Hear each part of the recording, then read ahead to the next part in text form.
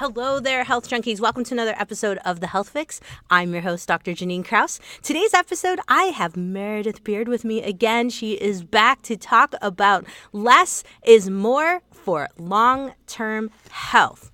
So let's jump into the podcast. So Meredith and I have been talking a ton about her primal health certification that she is working on. It is Mark Sisson's from the Mark's Daily Apple. It is his certification program, and I think it's really cool. So I decided that we wanted to chat a little bit more and have you guys hear a little bit more about this. So the topic today is really less is more for long-term health, because I think a lot of people are getting caught up in so many ways with the do this, do that, don't do this, do that, do that. I mean, it's mind-boggling online, all the different directions you can go in. And if you've listened to any of my podcasts before, you hear me talking about simplifying life. And so in Mark Sisson's Primal Health Certification, we have 10 basic rules to live by. And so, Meredith, I would love for you to kind of talk a little bit about these guys here and just maybe list them off. And we'll go through all 10, and then we'll make some points about each one. So, number one. So, number one for optimal gene expression is avoid... No, that's number two. Number one is eat plants and animals. Number two, which could be equally as important as number one, is avoiding poisons. So, by that, we had said that's foods that have chemicals in them. Mm-hmm. Processed foods, sugars, things like that. So, because nowadays, I mean, there isn't a whole lot of poison out there. It's the processed foods that are poisoning us. So stay away from that. Right. Mm-hmm. And so, back in the days when we were cavemen, it was don't eat the poisonous berries. Yeah. Right? Because they didn't have factories that made frankenfood. But now we have to look at labels and read things versus look at the type of berry and identify, is it a good berry? Is it a bad berry? Mm-hmm. So it's just an advanced level of evolution. So number three, what's number three here? Move frequently. So a movement-rich day. And this is something that we're going to talk about a little bit later, because in my office, I get a lot of patients who are trying to lose weight. And they'll be doing these amazing workouts. They'll even video them. They'll show me them. And it's like this killer workout for an hour. And then what do the rest of the day? They go and sit behind a computer. And this is like the biggest thing that chaps my hide with a lot of people is I want people up and moving. I harass my assistant at work all the time. And I'm like, have you got up yet? What are you doing? Get up. And so we're going to talk about this in great depth. And a cool example, too, is just even us right now. We're sitting on the floor. We're stretching out our hips. We're not sitting in chairs. Like this would be considered actually movement rich, is that we're working on our hips by sitting on the floor. Yes. And those of you who know me, and if you ever talk to my assistant in my office, she doesn't understand how I don't sit all day. She's confused as to what the heck I'm doing there. But it's I don't like sitting. That's one. I hate my couch, to be honest. It hurts. And I think moving's great. So we're going to talk about that. Now, number 4. Lift heavy things. Okay, so for a lot of people, lift heavy things translates into they must do Olympic lifting or CrossFit or go bang out some bro set in the gym. Now, what does lift heavy things mean in terms of this primal certification? It means body weight. It means using your body. It means in our primal days, we would have to build structures. We would have to carry the carcass back to camp that we had just hunted. We'd have to carry our berries back to camp. So basically lifting heavy things is functional full body movements that you do in short bursts in duration. That is your entire body. And I think that's a really good point to have this on there, because there's so many people that I will talk to in my practice and they'll be like, I'm hurting so bad. I spent the whole weekend laying down some concrete in my backyard for a nice patio, and those heavy 50-pound bags of concrete just killed me. Okay, you just did that in one whole weekend. Of course that would hurt your body. But what if you went and grabbed your 10-pound sack of potatoes? I don't know how many people actually buy 10-pound sacks of potatoes anymore, and of course you could argue, potatoes, are they healthy? Are they not? Whatever, who cares? It's 10 pounds of something heavy, and you're moving it around on a regular basis. Because I think a lot of people try to avoid lifting things. Mm-hmm. And I think that's a big mistake. I think a lot of us should just goof off, running around the house with some weights above our heads. Okay, number 5. What's number 5? Sprint once in a while. Yeah, so not that you need to do really hard cardio sessions every single day. The idea with moving more, if you're moving more all day long, and the idea is to keep your heart rate within a lower heart rate range. So basically, for women, you take 160 minus your age, and that would be your target heart rate. For men, and this is just a rough approximation, it's not like exact, but for men, you'd take 180 and minus your age, and that would be your heart rate that you would want to try to achieve for that movement throughout the day. About twice a week, you do want to have an all-out sprint. Whether that's, if you have the capacity to run, it would be running, for 10 to 30 seconds max, because pretty much for most of us, after about 20 seconds, you start losing form. But you could have that all-out sprint be on a cardio equipment. It could be on a bike. It could be, there's a lot of different ways to represent or to do the all-out sprint. But yeah, you want to do that once in a while, and you only need to do it about 4 to 6 sets. You don't have to have this like crazy 1 hour intense crazy cardio session. Yeah, I think that's something to think about in terms of less is more, because I think a lot of us, even a lot of us who are in our late 30s, early 40s into the 50s, we kind of grew up in a time frame where cardio was king, right? And we were supposed to beat ourselves up for hours at a time, and that's how you lost weight, or that's how you got into shape. And really, I think we're starting to realize that we screwed up on this. And sprinting. Now, we experimented, Meredith and I last week were doing some sprinting just to see what would happen and how we felt. And holy cow, both of us had some hip flexors, so front of our hips were kind of tight. And Meredith's been talking about her knee being a little tight. And I kind of felt that my glute was spasming a little bit. And so these are things that people would stop doing these exercises and go, oh my gosh, I'm going to hurt myself. Well, we're going to talk a little bit about how less is more in terms of mobility in this case.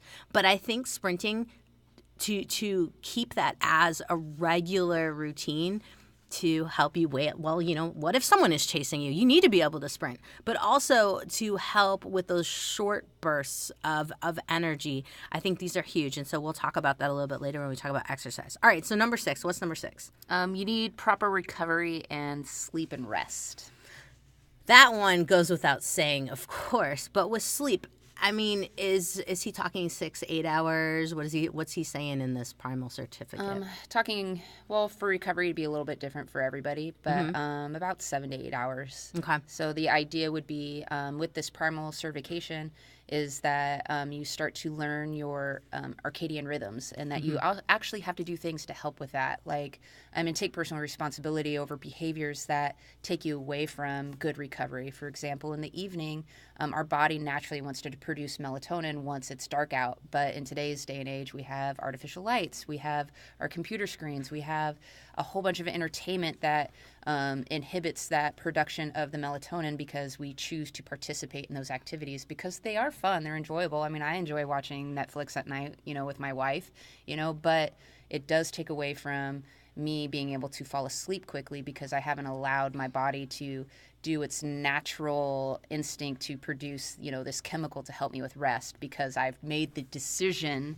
to keep my lights on and look at my phone and do all those types of things. So the idea is that you would naturally help yourself with your recovery, and you'd get the natural right amount of sleep if you, when it's dark out, turn the lights off, go to bed. When it's light out, get up, Right. No, these are huge things, and I think a lot of us have gotten really far away from this. And part of going back to our genetics, since everyone's now into genetics, part of our genetics is our genes that we are still pretty close to being cavemen. We haven't evolved. And by not evolving, we're further inhibiting our evolution. And if we go back to the basics on genetics, which Meredith and I were talking a lot about earlier, is that animals, which we are, do change genetics from generation to generation in some cases, and sometimes it takes a couple of years, or not years, but a couple of centuries for genes to actually change. But we're inhibiting this because we're not given any pressure for survival anymore. And so bad genes just keep getting passed on. And one of the things with sleep, and something that I come back to a lot of times with patients, is a lot of people try to tell me, oh, I don't need that much sleep, or I've been told that from other people that they just can't sleep, they can't go to bed at night, they're night owls, things of that nature. Well, And then there's other people who will skip sleep just to get up early and go do their workout no matter what. And all of these things are detrimental, and we need to really start paying attention to our sleep hygiene and kind of working with the change in light, the darker and lighter time frames. So things to think about. Now, number 7. Number 7 is play. That's my favorite one. Yeah, you talk about play a lot. I like to play, and I think for a lot of us, we don't play. This last weekend, I went out to our friend's farm, and I was chasing my dogs around on my hands and knees, and I was also doing bear crawl types of movements, and I was doing some handstands. I can't do handstand walks, but I was doing cartwheels chasing the dogs. I think a lot of us stopped doing this, and play is our way to keep ourselves mobile. I mean, you look at a 4 or 5-year-old before they go to kindergarten, which is the death, of course, of their hip flexors. Yeah, sit in the chair. That makes me think of, I'm going to interrupt you, like hanging out with my niece just over the weekend, and she's 4, and watching her just so easily take her foot, and she stuck it in her mouth. And then I was like, hey, can you touch your nose with your foot? And everybody's like, of course you can. But just watching how mobile her hips are based off of, because she's 4, she's never in a chair. She's playing, she's crawling, she's jumping, she's, but she's hardly ever sitting. The only time she's sitting is when she's forced to sit down to eat, but I just saw that as a huge encourager of that whole play idea and that whole movement-rich idea of if you're, moving around and you're playing, that a lot of mobility issues wouldn't be a problem, and back to less is more, But yeah, just watching her play, I was like, oh my God, I need to play more. We all do. We absolutely do. Less adulting, more play. If you take nothing else away from this podcast, I want you to adult less and play more. Yeah, well, and another piece that with play, from how I understand it too, and what they talk about, or Mark Sisson's certification talks about, is when we're in a state of play, that's where it's less stress. So if you're under less stress, you're more able to learn. And when you're more able to learn, you're making more connections to your body and your movement as you're playing, rather than a prescribed stressful movement within a workout because you have this expectation to reach this goal. When you're in a state of play and enjoyment, you tend to use your body in a more free-form type of way, and you can get more benefit from your movement based off of just not having that stress involved with the activity. Yeah, plus just fun. Because I think a lot of us go into our workouts thinking that we have to bang out a certain amount of miles if we're trying to train for some marathon, or we have to bang out a certain amount of weights because that's what's been told of us for that particular day, and we don't want to look goofy in front of our friends. And really think about it. I really want you guys to think about it right now. When's the last time you went into a workout and it was really fun for you? I bet a lot of people don't even think of a workout being as fun. That's something to really, really hone in on because, and here's why, because a lot of people come to my office day in, day out complaining about not losing weight, and they're working their butts off, and they're working hard in the gym, and they're eating right. Yeah, but are you enjoying yourself? That's the number one question I ask people. Are you enjoying yourself? And they look at me and like I'm freaking nuts. But the truth of the matter is if you're not enjoying yourself when you're in the gym or when you're doing your workouts or when you're running or whatever it is, and it's a grind, your cortisol's up and you're not going to get anywhere with your weight loss. So take that to heart. That is very, very important. All right, number 8. Number 8 is sunlight. It's important to get at least a half hour of sunlight a day on your large body parts. And the reason why I'm saying that, I don't know. The reason why I'm saying that is because there's a lot of education out there regarding, like skin cancer. And yes, you want to cover your face, you want to cover your hands, you want to cover your ears and neck. But for about a half hour a day, if you can, you want to get proper sunlight to get that vitamin D. Vitamin D is super important for just creating our optimal health. You can go into the science for vitamin D. Oh, yeah. Well, I think one of the things, if we talk about genes a little bit, because I know that Mark Sisson's program is all about talking about how you can change your genes and you can, get things to adapt better, et cetera, et cetera. Well, a lot of people tell me now, well, I've had my genetics tested and I don't absorb vitamin D from the sun. What do I do? Well, you can still get out there. You have receptors all over your body that not only is it vitamin D, your body responds to sunlight on so many other levels than just vitamin D. Mm-hmm. Now, you might need to supplement with vitamin D, and that's totally fine. But, just to have the sunlight hit your skin that also helps with boosting the immune system even beyond, and your mood, even beyond the vitamin D component of things. And I'm not going to get into a debate about vitamin D and how much, you need to take right now, other than I do say that most people need at least 2,000 IU as a baseline, and go beyond that in terms of testing and determine what levels you need. But sunlight's important, and it goes back to our sleep too. The amount of sunlight you get during the day, it's going to help you to sleep later on, because your body's setting in with its circadian rhythms in terms of understanding daylight and nighttime, because our bodies are really confused. If you've ever been to Las Vegas and you've tried to go to the casinos a couple days in a row, and you're in one, New York always mess with me, because it would seem like it's daytime, but it's 3 a.m. and you have no idea. It messes with you. And that's a prime example of what you're doing to yourself if you're not getting out and getting the benefits of the sun, but also if you're not taking the screen time out and really trying to live by sunset and sunrise. Mm-hmm. All right. Number 9. Avoid stupid mistakes. I like this one. Yeah. I had to quantify this for Meredith to find out what are stupid mistakes according to the Primal Certificate Program. So, well, back in the day, being primal, a stupid mistake would be not being mindful of the step you're taking and falling and getting an abrasion. Abrasion could be the difference between life and death. Making stupid mistakes would be not being mindful of your footing and things of that nature. But nowadays, making stupid mistakes would be texting and driving. Mm-hmm. That would be you not using your mindfulness. That'd be not being present in your moment. And that would not require your optimal genetic response to your situation.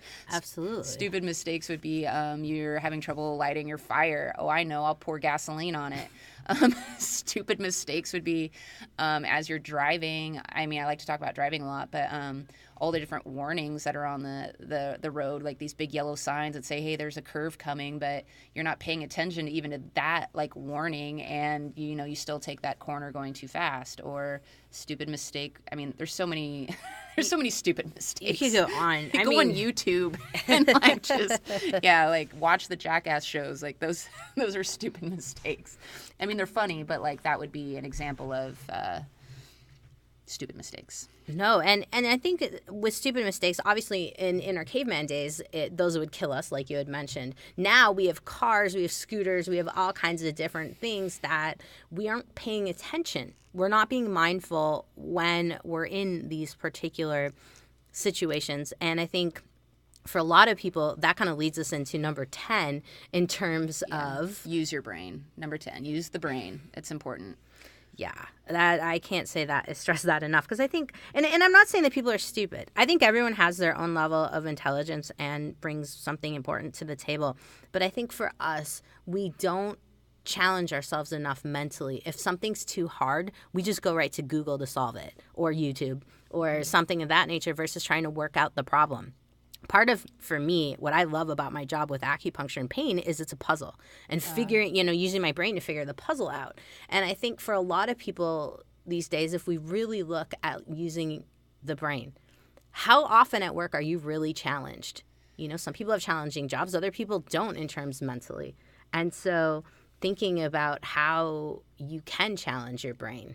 Mm-hmm. Well, and also in terms of just mental health, because a lot of this stuff is to balance out an overall plan for living. And I know for me, from my own life experience, when I'm in a state of learning, I am in such a great mood because I'm growing. I'm striving towards something. I'm improving myself. And when I'm teaching myself something that I enjoy, I am in such a great space. So whatever that could be for anybody, whatever it is, and even outside of maybe your realm of what you enjoy, but just teaching yourself something new is super important for keeping your mind fresh, for creating new connections, for continuing the growth of your mind and not allowing it to regress through performing the same thing day in and day out. It's important to be new and create, and so Absolutely. It takes you out of surviving your day into creating your day. Oh, I love that. Mm-hmm. Taking it out of surviving the day and creating the day. I think that for a lot of people is huge, because there's so many people that are in mundane jobs that bore the daylights out of them,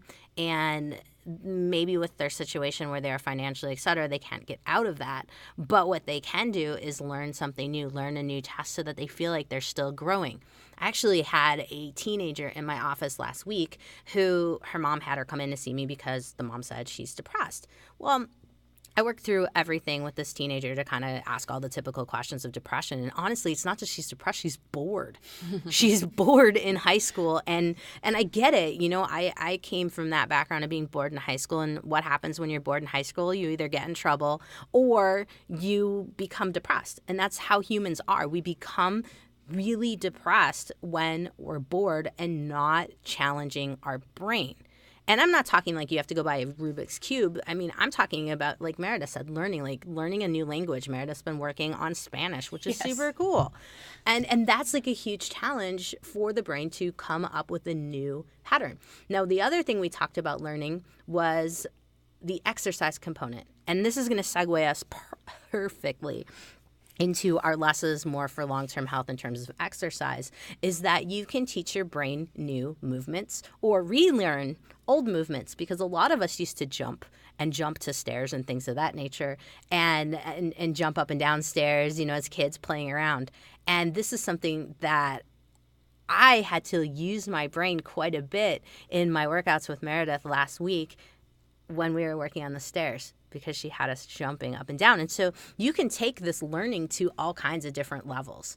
And so let's segue into this exercise in terms of excess of anything in exercise, because I think with society, just as much as we've supersized at McDonald's, we're supersizing all of our workouts thinking that we are going to be getting so much more for this supersized workout.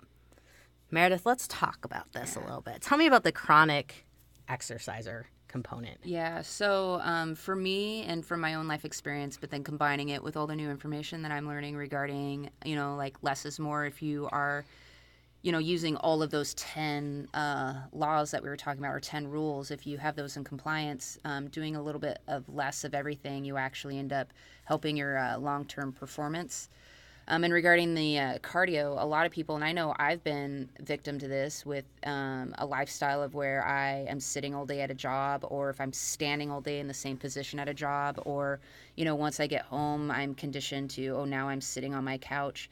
That 1 hour of organized exercise felt really important for, you know, meeting all my needs as an athlete and getting a lot of those primal needs met. However, every few months I would have some sort of chronic injury, you know, like related to my shoulder or to my knee, or related to a movement pattern, because I kept using the same movement patterns that were not using all of my body. We're just using like my larger muscle groups. And every couple months I would have to quit working out as hard because of that chronic exercise piece. Now I'm starting to learn that if I have a movement-rich day, and then I'm being mindful about all my movements, I am incorporating play, I'm incorporating, you know, proper rest, I'm incorporating proper nutrition, which is huge.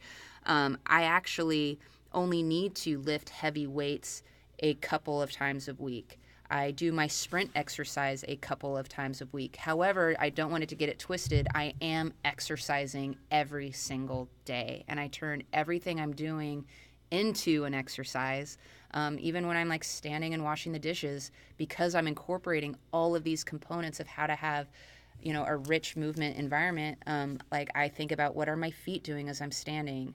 What's my posture? Am I shrugging? Are my shoulders down and back? Where's the position of my chin? You know, so even washing the dishes can turn into a little bit of a workout.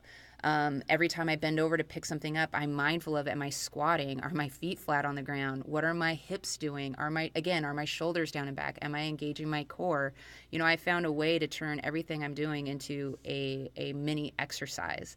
I also, back to this, which I don't want this to get twisted at all either, I am exercising about a half hour a day, maybe 45 minutes, where I keep my heart rate in that range that I talked about earlier. You know, my heart rate only needs to be about 125, you know, for a duration of a half hour for me to reap the benefits from the nutrition that I'm incorporating into my life. You know, I'm eating all real foods. I've cut out, you know, processed carbs, processed sugars. And also, if I relate it back to the primal way, our genetics are still the same. If we, back in the day, if we had these like crazy workouts that we couldn't recover from, that meant life or death. For optimal gene expression, we would be moving all day long, and you couldn't move beyond the capacity of the nutrition we had, right? So, I mean, I get that in today's day and age, we have a lot more abilities to, have nutrition to help support extra exercise or, excessive exercise. But for me personally, for long-term health and wanting to move without injury and to move well and to continue to continue to grow as a human, I'm finding for me, continued less is more, slow is fast. Absolutely. No, I absolutely agree with that. And I think one of the big things that I'd like folks to take away from this podcast is something that I hear commonly in my office is, I just started this new workout program. I'm hitting the gym or working out at home every single day consistently. I'm sweating. I'm getting my heart rate up. I don't understand why I'm losing weight. Like, doc, what's wrong? Why can't I lose weight? And one of the big things I think that you highlighted upon with this is that, one, folks aren't moving all day long. They're going to bang out their workout, then they're going to go sit in front of a desk or whatever it may be. That's one problem. But if you're not that person and you actually have a mobile job and you're moving around, then the next thing comes to, okay, is that really high intensity workout too much for your body in terms of your genetics? Is it that it's stressing you too much? And then now you're like, literally the valves are open to make cortisol. And what happens when you make too much cortisol? You're going to store everything as fat. And so, unfortunately, I think we have a lot of people that don't realize that how stressed they are in everyday life, then doing these stressful workouts on top of it, they're working against their body's genetics to be able to have success with weight loss. And I'll be perfectly honest that this has been something that I've struggled with for a long time because I love that endorphin hit from that really hard workout. But now I'm starting to get the endorphin hits from playing. And so changing that mindset around this is a huge thing that, of course, Meredith and I both want folks to start to understand that less is more when it comes to workouts, and that's why we're bringing this up. Now, another big thing that Meredith brought up that I wanted to quick touch on is the types of lifting workouts, because I talk a lot about lifting in here in my podcast, and I know that a lot of people think that that's all I do. That is not all I do. And the bro set kind of workouts were back and buys and, it's not even back and buys, and back and tries. Anyway, whatever. See, I don't even know anymore because it's been so long. It's chest and buys, back and tries. Yeah, there you go. You basically flip the front and the back. Yeah. Bro sets. For those of you that have ever heard of that. But like that's just straight lifting, right? And a lot of people do just straight lifting and then bang out like a 45-minute cardio set, either on top of that or in between their 3 days of lifting. And honestly, some of these really heavy bro set lifts where you're, with your buddies and trying to see who can, bench press the most. And then you're banging out the 100-pound dumbbells with your bicep curls. And maybe I'm exaggerating because there's no way I ever picked out 100-pound dumbbells, but some guys do. But, if you're a lady and this is your thing where you've been doing some of the workouts like that and you're taking your 20, 25, 30, 35-pound dumbbells and you're just banging out as much weight as you can and getting as much chest press as you can, this is raising your cortisol level too. And if you're wondering why that on top of your cardio is not getting you the results that you need, it's probably because your stressful lifestyle, your body's stuck in that cortisol making mode. It's inhibiting you from getting where you need to be. Plus also watching the heart rate, because that's another biggie. One thing that happened with me, and I'll fully admit with CrossFit, is I was never getting my heart rate up high enough with the lifting. Now, when I did the 7 minutes or 10 minutes of our WOD, my heart rate would go up, but it would shoot up so high, way beyond. I mean, my resting heart rate's like 44. And my heart rate would go up to like 160, 180, like redlining with a lot of these 7 to 10 minute WODs. That's not good for your cortisol production in your body. And so if you're one of the people like me where you've got a really low resting heart rate, you shoot it up really high for these quick WODs and you're not getting your heart rate up during the actual lifting, that's another issue. So something to think about. I'm getting way detailed more than we wanted to be on this, but for exercise, less is more. Start playing a little bit, do briefer sets of strength building, because I think strength's important. I think that play and cardio also are important. It's just finding the right balance of them. And like Meredith was saying, so what's the math on that again? It's taking for ladies, it's so 160 minus your age. Okay. And again, this is just approximate, but 160 minus your age, and that's the heart rate that you want to be in for a 20 to 30 minute cardio session. Okay. Which incorporates primal movements, which push, pull, lift, crawl. Yes. Crawling is so important for you. All of those different things. Hinge, squat. Yeah, squatting. And then for me, my goals are for total body wellness, mind, body, spirit, and for optimal cognitive function, and also for me to have sustained movement. So that's where I'm coming from, and that's my background. And I've done lots of different types and styles of exercise. In my early 20s, I didn't know any better, and I did, the bro sets, and, and then it turned into I did P90X, and I've done CrossFit, and, and I've loved all of it, and all of it for the season that I was at in my life at that time served a purpose that has taught me some great, benefits, and also has helped shape me to the type of athlete I want to be now as I am, starting my 40s and aging into the rest of my life. And where I want to be now is I want to be able to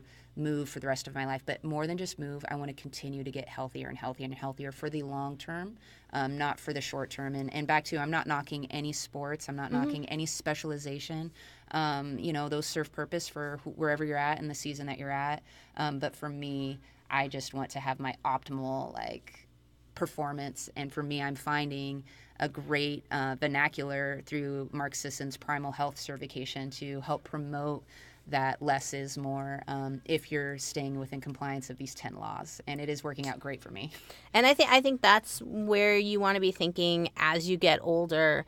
Injuries can take you out pretty terribly as you get older. I see it every day in my practice, of course, because I work with pain management quite a bit.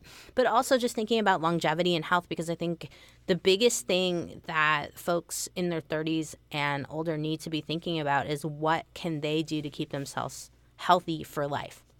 Not saying that you couldn't do it in your 20s. It's only that it's really hard to convince someone in that age range that they need to be thinking about life long-term health. So there you have it.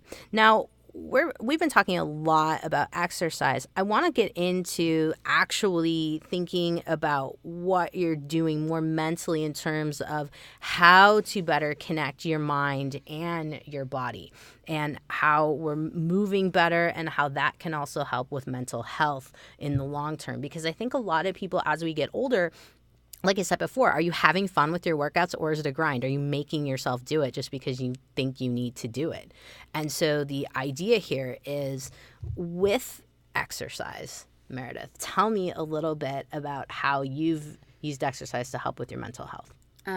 Well, for me, kind of like how you tied in to use some of the language you use, like the puzzle, right? So my body is its own unique puzzle, and I have my own unique movement pattern and recruitment pattern of how I move from point A to point B. And back to tying this into, things that to have my optimal gene expression is play and using my brain, right? So for me, trying to figure out how to fix different movement patterns within my own body is a great way to use my brain. And I also have to play to fix that. And I also have to get myself into a place of non-judgment. And I have to get myself into a place of, I don't know, I was conditioned to be pretty judgmental of myself. And so for me to get to this place of moving in a way to help me feel more healthful has incredibly helped my mental health. Because for me, I understand my movement to be wrapped up in my sensory, and I comprehend that my sensory is wrapped up in my emotions, and I comprehend that my emotions are wrapped up in thought, right? So for me, what I love about movement and how it helps me with my mental health is For me, on a sensory level, I understand the way that I move is based off of a way that I think. And if I want to fix the way that I think, I need to fix the way that I move. And if I fix the way that I move, I'm fixing the way that I'm thinking. So with that all put together, for me and my way, I found a practice that has helped me so much with my mental health. I think that's huge. And that's something that I want to really get out to a lot of folks out there is I think a lot of us get grumpy because our jobs maybe don't challenge us. Maybe our workouts don't challenge us mentally. And so thinking outside the box, using your brain a little bit more to help with your emotions, to help with where you are in life and regaining the fun and the enjoyment back in life. Mm-hmm. Now, Meredith has done something really cool with her pinky toe. And I want her to tell you guys about it because a lot of people come in my practice and we do a movement assessment and I tell them, okay, this doesn't move really great, that doesn't move really great, and these are the types of exercises and play that I want you to do to help with your movement. And a lot of people are like, how long is this going to take me? And I'm like, it could take you years. It really freaking could take you years. And a lot of people look at me and go, well, I'm not going to do that. Well, why not? Wouldn't you want to move better into, your 90s and 100s? Why wouldn't you put the effort in? So I want Meredith to tell her story about her pinky toe because this is something that's super inspiring. And while maybe you don't have a pinky toe that is like Meredith's, maybe it's your shoulder, maybe it is your, neck going forward, or maybe it's your poor posture, whatever it may be, these things can be changed. It just takes some diligence. So tell us about your pinky toe. Okay, so my little toe doesn't, or at least it used to not to touch the ground. It never touched the ground. My little toe piggybacks on my other toe. The interesting story behind that, and if you want to tie it into like genetics, my family, so many people in my family, their little toe doesn't touch the ground. And I don't really know what the reason for that is, but I can tell you with hindsight, consciously as a little kid, because I really wanted to connect with my dad, I didn't want my little toe to touch the ground. I even have memory of, helping it not touch the ground, right? And this is me very little, baby, bite size. And even to incorporate it into like mental health, my family, they divorced when I was young and things like that. So there was a component when I was young to, you really want to still fit in within your tribe, right? So me not having my little toe touch the ground was, pretty important for me to fit in a situation that was not very stable at the time during early development. And so, but without knowing this, I know this now, but not using my little toe turned off such a sequence and series of muscles required for locomotion in my calf, directly related to my hips, my glutes, right? My entire life, I've waddled when I walk.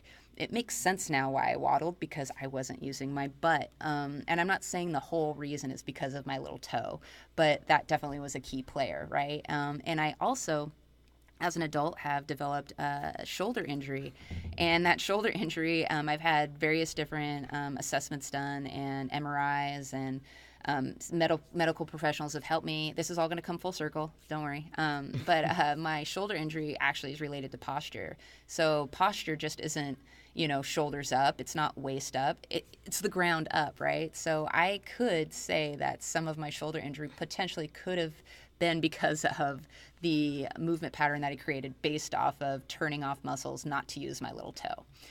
So the motivational piece for me in my own pocket that I like to draw upon regarding my little toe is I really wanted to fix my shoulder. I really want optimal health. I really want optimal movement. I want to feel the best in my body, because if I'm not feeling well, then my mind likes to incorporate that body stress as mind stress, and then my mind will look for any pattern that relates to stress and how stress makes sense to me, back to mental health and how it's all interwoven for me. So I want my mind to work right. I want my body to work right. So I decided I'm going to fix my feet. So I've been finding lots of research on foot health. I found the Foot Collective on Instagram. I highly recommend following them. But I learned about getting toe separators. I learned about different foot exercises. I learned that it's really important to have human footwear, to have a wide toe box. I've learned that arch support is super important. I learned how arch support is related to, using my calves and using my glutes. And but basically, I've been working on this for about 9 months now. When I first started, I have felt different. I have felt better. I have slowly improved my movement pattern. I've slowly improved how I'm walking, but I still have a long ways to go. And I even had like a mental breakdown this morning because my knee was hurting and my patella tendon. And I knew, I was like, gosh, dang it. Like, I've been working so hard on my feet, my glutes. Why is my knee hurting? And it's because, I'm not turning on the right muscles, and I was getting frustrated. But I'm so glad I haven't quit this journey, because when I've taken pictures of my feet from 0 months to 6 months, on a sensory level, I feel exponentially better. But when I looked at my images of my feet, hardly any difference from 0 to 6 months. I took another picture at 9 months. 9 months, my foot looks completely different. I actually have mass on my foot. It looks like I have foot gains, like that I put on like muscle mass. And my little toe now actually touches the ground. I don't have to actually consciously think about it. And of course, when I do certain movements, my little toe, because it's an ingrained pattern. I'm 37. From baby to 37, I've walked a certain way, right? So like my little toe still does shoot up to the ceiling. It still does want to piggyback on my other foot. But when I do squats, if I position my feet in the correct way, my little toe actually goes down. But it's because I've put in the daily practice. And honestly, less is more. It wasn't like I'm like, oh, I'm going to do 500 foot crunches, but I'm a little bit every single day. I made sure I walked for 15 minutes every single day outside barefoot. Now I can do it much longer, but I made sure I did these simple practices every single day. And now my foot is a completely different foot. I've changed how I'm moving locomotively, which is huge considering I have an ingrained movement pattern from early development. There's so many videos of me on family vacations, because I love my dad, bless his heart. Whenever we go on vacations, he'd say, walk by, and we'd all walk by him while he was filming us. All those videos, I'm waddling. And even to this day, sometimes people say, are you limping? And I finally figured out why it looks like I'm limping. It's because I actually don't do dorsal flexion, and I turn off my glutes, and I allow my foot to whip around, and it looks like I'm limping, but I'm not. It's just a movement pattern that I've created from childhood. But my point is, and back to the victory for me and the motivation for me, is that it's taken 9 months, and I'm really excited I have that in my pocket, because even when I'm frustrated, I'm like, I'm so glad I didn't quit after 6 months. Yeah. That was a really long story, but I feel like it was necessary. It was absolutely necessary. And I think that's the point here for everyone to take away, because I've been blown away with how Meredith's foot has changed so much in the 9 months. But I think for a lot of people, 9 months is a long time. Yes, it is. But the key component here, in terms of, she didn't do 500 toe crunches to get that foot down. She moved every single day, kept it in mind that it was going to be a daily habit to work on her movement. And by not killing yourself every single day, but taking the little steps to move, taking the little steps to help with your mobility, taking the steps to realize how well you move, how, if anything's off in your motion. And by the way, my next podcast is going to be all about the 9 movements that you need to assess to see if you're moving properly, and then what to do to correct them, and who to find if you don't have someone in your area to help you with that. But that point being, that less is truly more. And as you're getting older, things to think about in terms of long-term health. What are you going to be doing on a daily basis to keep you healthy? So, Meredith, thanks for coming on the podcast. I really appreciate it. Thank you, Janine. And everybody out there, you guys have survived another episode of The Health Fix. Stay tuned for my next podcast, where I'm going to talk about all those emotions that can help you to carry out the less is more for long-term health. All right, have a great day, whatever you're doing.